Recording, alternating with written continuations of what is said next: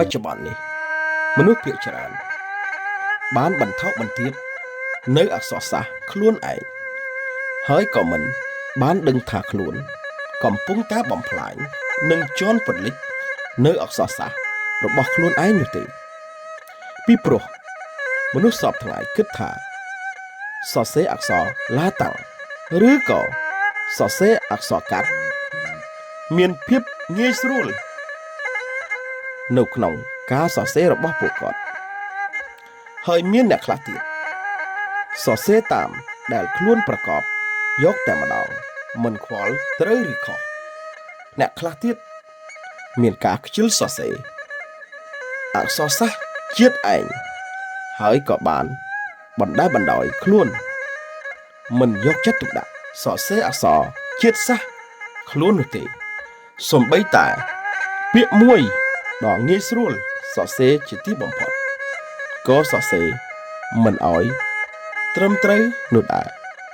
បើអ្នកដែលសរសេរច្រឡំដៃយើងអាចមើលដឹងហើយក៏ខ្ញុំមិនថាអីនោះដែរតែអ្នកដែលមិនខ្វាយខ្វល់នោះចេញមកគឺខុសគេតែម្ដងដូចជាពាក្យមួយថាខ្លះទៅចោះគាត់សរសេរខជើងឡស្អានិងអក្សរសបន្តមកទៀតក៏តែពូកែរកនឹកឃើញហើយនឹងពាក្យខ្មាស់អ្នកខ្លះសរសេរ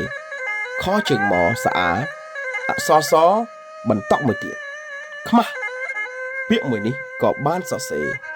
ជាច្រើនផងនោះដែរបងប្អូននិងប្រិយមិត្តដូនតារបស់យើង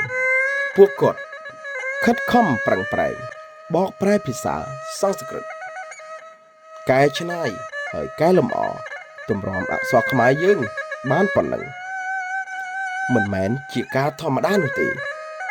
សំណាងហើយយើងគ្រប់គ្នាជាពូជសាសន៍ខ្មែរមានអក្សរសាស្ត្រសម្រាប់ខ្លួនឯងយើងគ្រប់គ្នាគួរតែ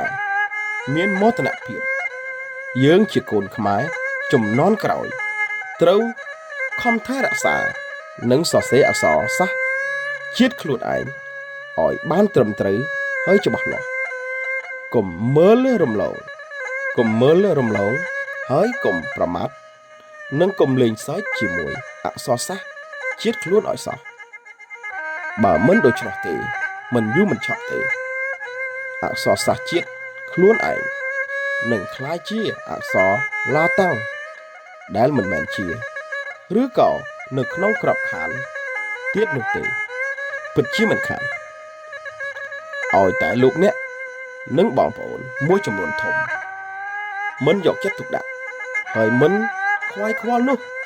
ច្បាស់ណាស់ពូជសាសន៍របស់យើងប្រកាសជាបានរួមថយចុះកាន់តែទូចទៅនៅថ្ងៃណាមួយដែលបងប្អូនលោកអ្នកនឹកស្មានមិនដល់ផងនោះដែរបានហើយប៉ុណ្ណឹងល្មមគ្រប់គ្រាន់បងប្អូននឹងយល់ដើម្បីកុំឲ្យវែងពេករូបខ្ញុំជាកូនខ្មែរក្រៅស្រុក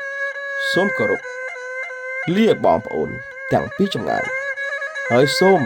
ឲ្យបងប្អូនជួបតែសំណាងល្អគ្រប់ពេលទាំងអស់ជួបគ្នាសារជាថ្មីនៅអត្ថបទថ្មីទៀតផ្សាយចេញពីទីក្រុងមែលប៊នរដ្ឋវីកតូរី